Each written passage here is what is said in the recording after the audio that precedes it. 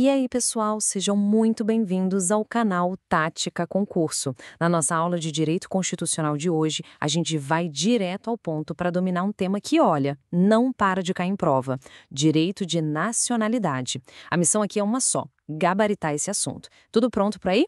Então, bora lá.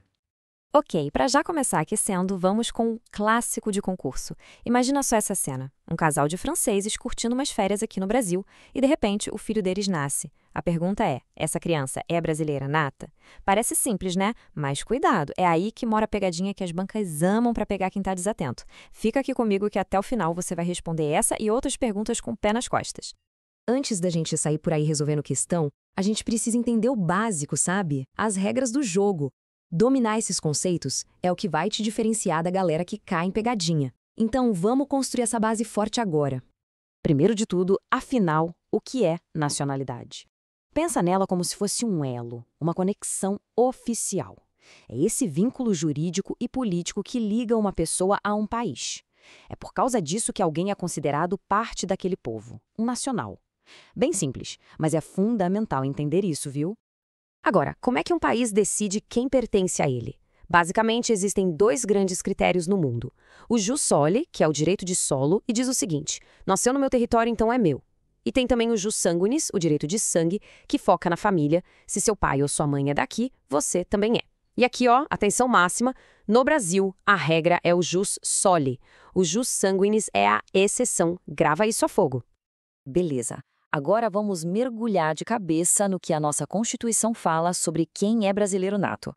Essa é a parte central do assunto e, pode apostar, é o que mais vai aparecer na sua prova. Então, foco total aqui. A regra de ouro, o nosso jus soli em ação, está lá no artigo 12, inciso 1º, a linha A. São brasileiros natos os que nascem na República Federativa do Brasil e ponto final. Não interessa a nacionalidade dos pais, se eles são da Alemanha, do Japão ou, como no nosso desafio, da França. Nasceu em solo brasileiro, a regra é clara: é brasileiro nato. E aqui tá ela, a casca de banana que derruba uma galera. A regra do jus soli tem uma exceção importantíssima. A criança que nasce no Brasil, filha de pais estrangeiros, não vai ser brasileira nata se um dos pais ou os dois estiverem aqui a serviço oficial do país deles. Pensa num diplomata da Espanha que tem um filho aqui. Essa criança, nesse caso, não vai ser brasileira nata. As bancas, ó, adoram essa seção. Tá, mas e se a criança nasce fora do Brasil? Ainda tem chances de ser brasileira nata? Tem sim. É aqui que entra o nosso critério de exceção, o jus sanguinis. Primeira chance: se o pai ou a mãe é brasileiro e está lá fora a serviço do Brasil. Segunda: se a criança for registrada num consulado brasileiro. E a terceira, que precisa de atenção, é a chamada nacionalidade potestativa. Aqui é o seguinte: a pessoa, filha de brasileiro, vem morar no Brasil e depois que faz 18 anos, pode escolher ser brasileira. A decisão é dela. Beleza, já entendemos tudo sobre o brasileiro nato. Mas e o estrangeiro que mora aqui, ama o nosso país e quer se tornar brasileiro? Aí a gente entra no campo da naturalização. Vamos ver como é que isso funciona. A nossa Constituição traz dois caminhos principais: a naturalização ordinária, que é mais fácil para quem vem de países que falam português, só precisa de 1 ano morando aqui direto e ter uma boa conduta. Já a extraordinária é para todo o resto. Aí os requisitos apertam: mais de 15 anos morando aqui sem interrupção e não ter nenhuma condenação penal. Nos dois casos, a pessoa tem que querer, tem que pedir para se naturalizar.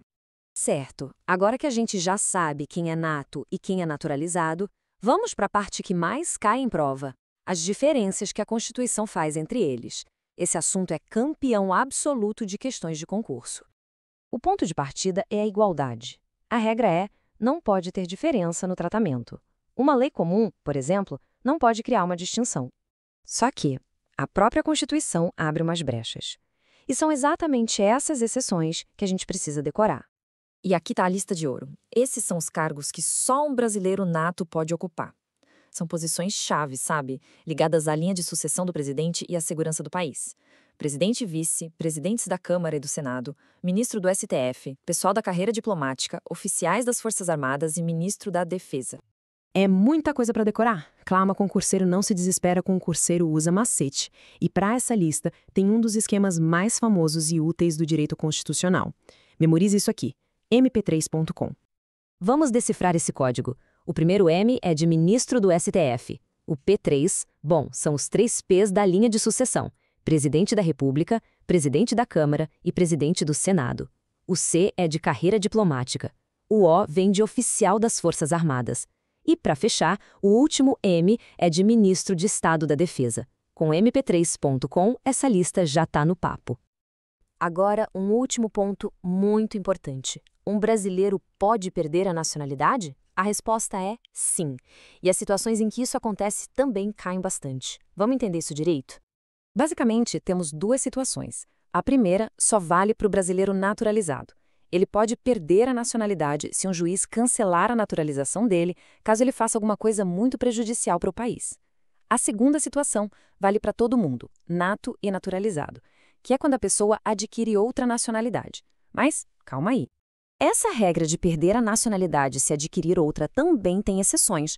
Um brasileiro não perde a nacionalidade em 2 casos. Primeiro, se a outra nacionalidade for um direito de nascença dele, tipo um neto de italiano que consegue a cidadania italiana.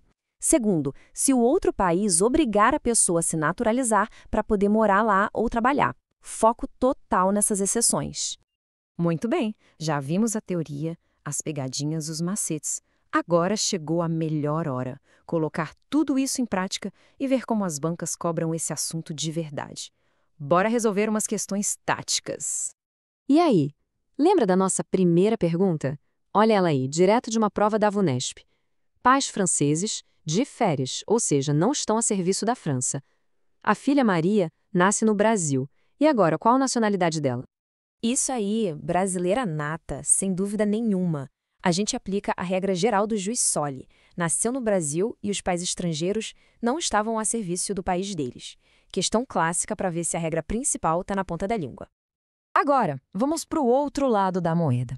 Uma questão da Quadrix testando justamente a exceção. Casal de estrangeiros, a criança nasce no Brasil, só que eles estavam a serviço do país deles. A criança é brasileira nata? Certo ou errado? Pensa aí. Errado. Perfeito. Essa é a aplicação direta daquela exceção que a gente bateu tanto na tecla. Como os pais estavam aqui a serviço, a regra do jus soli não se aplica. A criança não será brasileira nata. Essa é a pegadinha número 1 sobre esse tema. Para a gente fechar e garantir que tudo ficou gravado, resumo tático, o que você não pode esquecer de jeito nenhum. 1. A regra no Brasil é jus soli. Nasceu aqui? É nato. 2. Muito cuidado com a exceção dos pais estrangeiros a serviço. 3. Cargos privativos. Lembra do macete? mp3.com. E 4. A perda da nacionalidade por adquirir outra tem exceções muito importantes. E aí, gostou? Curtiu essa aula tática? Então deixa o seu like, se inscreve aqui no canal, ativa o sininho para não perder nada e compartilha com aquele amigo ou amiga que também está nessa batalha dos estudos. Investe conteúdo para ele agora. Juntos a gente é muito mais forte. Até a próxima aula, 07 e bons estudos!